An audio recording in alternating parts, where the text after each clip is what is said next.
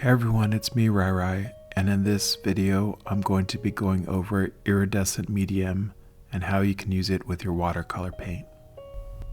The Iridescent Medium brand I'm using today is by Winsor and Newton. This is what their old bottle looks like. The bottles actually can last quite a bit, so that's why I still have this old bottle, but their new bottle looks like this if you're looking for it in the store.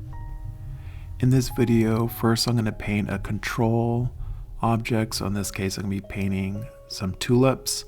I'm going to be painting it without the iridescent medium so you could get an idea what it's like without it, and then I'm going to paint it with it and kind of tell you the differences I experience and kind of what it does to your painting. To paint in the tulip, I'm doing a wet into wet technique.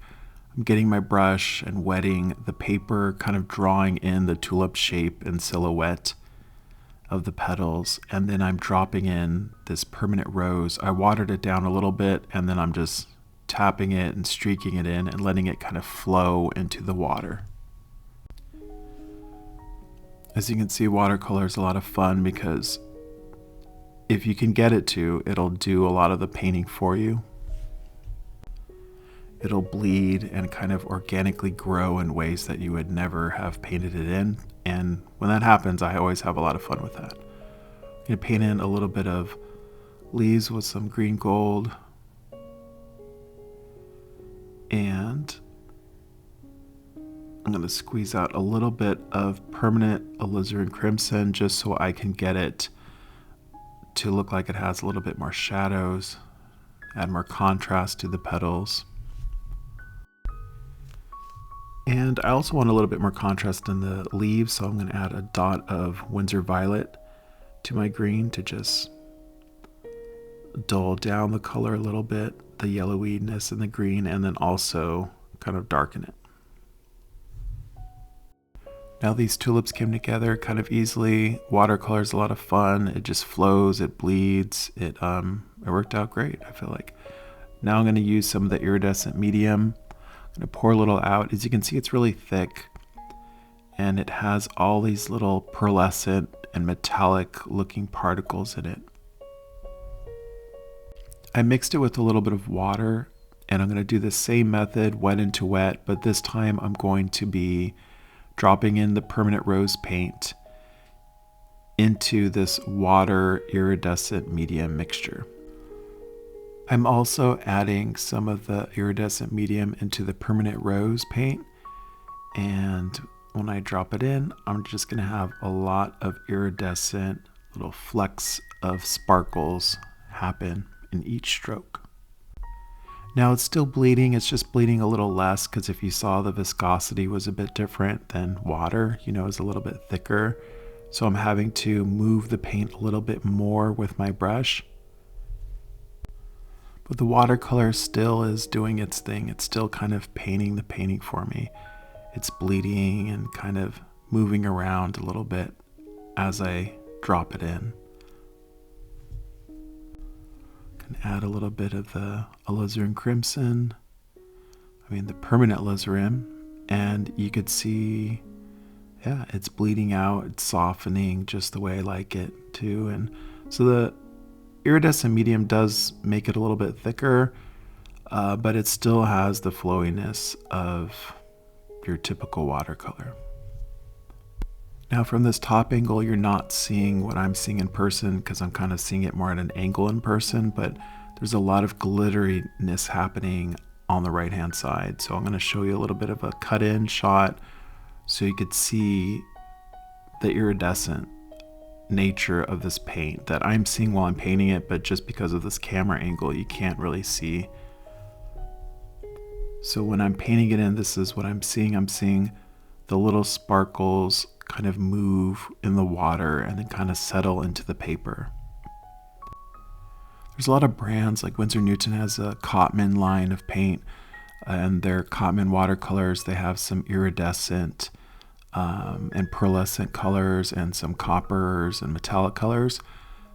What's cool about this iridescent medium is that you can make the 100+ colors you have of Winsor Newton paint iridescent now, or pearlescent and sparkle, or you could also mix it in with any other watercolor brands you have too, which is really cool. So you have hundreds of colors now that you can make iridescent. You can see this one on the right has those little sparkly glimmers to it. The one on the left is much more matte. I find these really fun. My favorite thing to do is to do washes and kind of let it bleed. This is the first time I really painted a flower with it, and I feel like it lends itself really well. Let's take a little closer look and just paint some simple swatches with a darker color. This is a Winsor violet, and I'm painting it with a little bit of water, and then I'm kind of blending it out with more water on the bottom right side so you could kind of see how it bleeds naturally. Typical watercolor paint. Now I'm going to add a lot of the iridescent medium into the paint. Painting it in, I'm trying to get it just as dark, but I have to add a little bit more paint to it because the iridescent, as you can see, the iridescent medium is a little bit lighter, has a little bit of a white quality to it. And you can see the blending, it's soft, but it holds the strokes a little more because the viscosity is a little thicker to it. You can see here all those little sparkles kind of inside the paint. I feel like that's just the best way I could describe it, is it's sparkly. It almost reminds me a little bit of like a rock that has a little bit of glimmer to it, almost like a geode in some ways. You could see here how each little flicker of light is a little tiny piece of that iridescent mica it is, or something like that, metallic bits. I love it. Another thing you could do is just use the iridescent medium on top of a color, and you'll get it even more sparkly and more shimmery and more iridescent. The medium itself, this isn't dry now, actually blow dried. The medium itself is also a little bit shiny, so that kind of adds to it as well. Trying to give you as many close-up shots of it as I can so you can really get a feel for the texture it has when it's dry. Here's me just doing a wet into wet with a lot less paint, and the glitter will move a lot more because there's less gum arabic in it. Overall, this medium I feel like really kind of boosts my creativity. It makes me want to do washes and kind of more abstract work because it does some wild things that I haven't seen watercolor do. If you have any questions about iridescent medium or would like to see more of what it can do, just leave a comment if you're watching this on YouTube. And if you are watching this on YouTube, don't forget to like, subscribe, share, and all that good stuff.